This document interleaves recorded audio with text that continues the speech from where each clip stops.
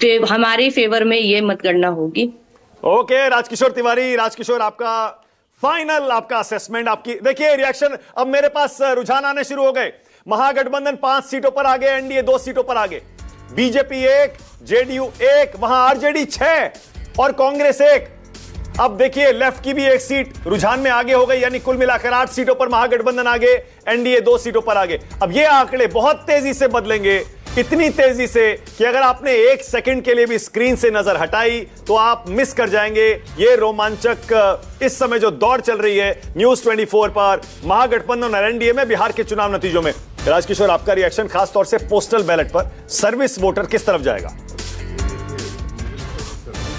तो आमतौर पे ऐसा माना जाता रहा है कि वो भारतीय जनता पार्टी के साथ जाता है, लेकिन अगर आप याद करें पिछली बार 2020 के चुनाव में, तो अब देखिए महागठबंधन 13 हो गया। आप कह ही रहे थे कि जैसे बदलेंगे और लगातार ये फिगर बदलते चले जा रहे हैं, लेकिन मुझे लगता है कि अभी बहुत जल्दबाजी होगी। परंतु एज मैंने जैसे आपसे कल कहा था, मुझे ऐसा लगता है कि एनडीए को है, लेकिन जो बहुत लंबी चौड़ी जो लोग बता रहे हैं कि इतना लंबा अंतर होगा, मुझे कम से कम वहां जमीन पर ऐसा नहीं लगा। ये देखिए जरा ऊपर 13-11 हो गया, महागठबंधन 13, एनडीए 11। फिर से आपको बता दूं, जो लोग कहते हैं कि ये आंकड़े कुक किए जाते हैं, फिर से आपको बता दूं, सारे के सारे काउंटिंग सेंटर्स पर हमारे कंट्रीब्यूटर मौजूद होते हैं और वो पल पल की अपडेट वहां से हमको देते हैं और उसी के आधार पर आपको एक तरह से ये लाइव काउंटिंग के रुझान हम आपको दिखाते हैं, ट्रेंड्स आपको दिखाते हैं। यहां देखिए ये ब्रेकअप भी देख लीजिए, एनडीए का, बीजेपी 5, जेडीयू 6। और यह आंकड़ा इसलिए भी अहम है क्योंकि इस बार एक बहस यह भी चल रही है कि इस बार जेडीयू बड़ी पार्टी बनेगी या बीजेपी बड़ी पार्टी बनेगी। वहां महागठबंधन और कांग्रेस, आरजेडी और कांग्रेस की जो रेस है एक तरह से,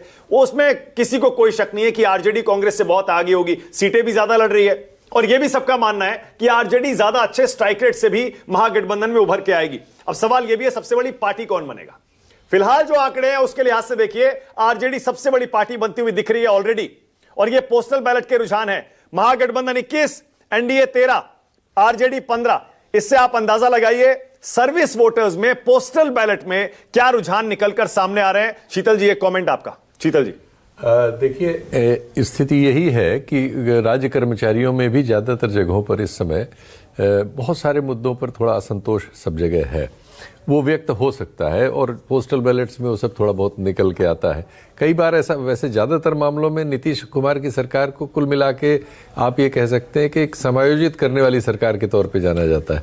बहुत कन्फ्रंटेशनिस्ट एटीट्यूड उनका नहीं रहा है, इसलिए ऐसा भी हो सकता है कि अभी हम लोग शुरुआती रुझान देख रहे हो, बाद में इनमें परिवर्तन हो जाए, ऐसा भी हो सकता है। लेकिन जो ट्रेंड है, पॉपुलर ट्रेंड वहाँ का जो है वो मतलब इस समय डिस्पेंसेशन के खिलाफ है। चुनाव में जीत हार बहुत सारे कारणों से होती है, लेकिन जो पॉपुलर सेंटीमेंट है वो अनंत सिंह आगे चल रहे हैं। मोकामा से जेडीयू के अनंत सिंह आगे चल रहे हैं, जेल में हैं अनंत सिंह, याद रखिए। और ऐसे में अनंत सिंह का शुरुआत में आगे चलना बहुत कुछ कहता है। राघोपुर से तेजस्वी यादव आगे, महुआ से तेज प्रताप यादव आगे चल रहे हैं। शुरुआती रुझानों में तेज प्रताप यादव महुआ से आगे चल रहे हैं। एग्जिट पोल्स भी कह रहे थे तेज प्रताप फाइट में हैं आरजेडी से, और लालू परिवार से बाहर निकलने के बाद सवाल यही था क्या वो अपनी सीट भी बचा पाएंगे। लगता है निकाल लेंगे। फिलहाल आगे चल रहे हैं राघोपुर से तेजस्वी यादव के सामने सतीश यादव बीजेपी से। सबको पता है कोई टक्कर वहां पर दिखाई नहीं देती, तेजस्वी अपनी सीट आराम से निकाल लेंगे। लेकिन इस समय न्यूज 24 पर ये जो आंकड़े आपकी स्क्रीन पर शुरुआती रुझानों में है, उसमें देखिए महागठबंधन को साफ एज पोस्टल बैलेट के वोट्स में दिखाई दे रहा है। आरजेडी 16, कांग्रेस 4, लेफ्ट 4 और बीजेपी 6, जेडीयू 8, एलजेपीआर और आरएलएम भी एक एक सीट पर आगे। जेडीयू 10 हो गई। अब जेडीयू बीजेपी से आगे और 10 सीटों पर आगे, बीजेपी 8। कुल मिलाकर एमजीबी महागठबंधन 24 और एनडीए 20। अब लग रहा है मुकाबले में एनडीए शुरुआती रुझानों में आ रहा है। फिर से आपको बता दूं ये पोस्टल बैलेट के वोट हैं जो कि ज्यादातर सुरक्षा बलों के और सरकारी कर्मचारियों के वोट होते हैं। खबर यह आ रही है कि तारापुर का भी एक अपडेट आ रहा है। तारापुर का अपडेट जरा दीजिए। सम्राट चौधरी आगे चल रहे हैं। सम्राट चौधरी आगे चल रहे हैं, वही सम्राट चौधरी जिनके खिलाफ प्रशांत किशोर ने जबरदस्त मोर्चा खोला था। इस बार तमाम तरह के आरोप उन पर लगाए थे, सुप्रीम कोर्ट में अर्जी भी दाखिल की गई थी उनके खिलाफ। लेकिन सम्राट चौधरी तारापुर से अपनी सीट फिलहाल ऐसा लग रहा है आसानी से निकाल लेंगे। वो आगे चल रहे हैं शुरुआती रुझानों में। 25-24 हो गया। महागठबंधन 25, एनडीए 24। अब टक्कर दिखाई दे रही है पोस्टल बैलेट में महागठबंधन और एनडीए में, लेकिन शुरुआती रुझानों में आरजेडी अभी भी सबसे बड़ी पार्टी की रेस में आगे, 17 सीटें, बीजेपी 12, जेडीयू 10।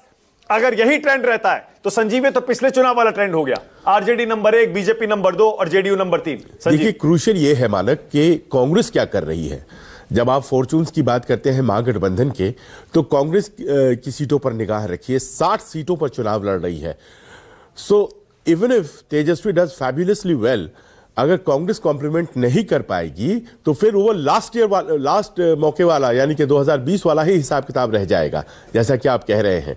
इसलिए हमारी सारी निगाहें जो हैं वो कांग्रेस पे रहनी चाहिए, और अगर वो पिछली बार के आंकड़े से आगे नहीं बढ़ते हैं तो फिर बहुत मुश्किल हो जाता है। ओके, अब देखिए 29-25 हो गया। अब एनडीए और महागठबंधन के बीच कांटे की टक्कर दिखाई दे रही है, और ये कांटे की टक्कर क्यों ना हो, क्योंकि अभी एनडीए आगे निकला था, अब महागठबंधन आगे निकल गया है। शुरुआती रुझानों में जो कि पोस्टल बैलेट के रुझान है, सरकारी कर्मचारियों के वोट हैं, सुरक्षा बलों के वोट हैं जो कि बिहार से बाहर तैनात हैं या सरकारी ड्यूटी कर रहे हैं, उनके वोट पोस्टल बैलेट के जरिए पहुंचे हैं या फिर इलेक्ट्रॉनिकली भी पहुंचे हैं, डिजिटल रूप से भी पहुंचे हैं। फिलहाल उन्हीं की काउंटिंग हो रही है। अभी 14 मिनट की गिनती हो चुकी है। महागठबंधन 29 सीटों पर आगे, एनडीए 25 पर आगे।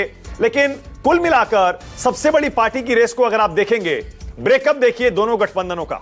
महागठबंधन में आरजेडी 20 सीटों पर आगे, 20 सबसे बड़ी पार्टी बनने की रेस में एक बार फिर आरजेडी आगे, बीजेपी 13, जेडीयू 10। माना यह जा रहा था कि इस बार जेडीयू पहले से बढ़ेगी, पिछली बार 43 सीट पर आ गई थी।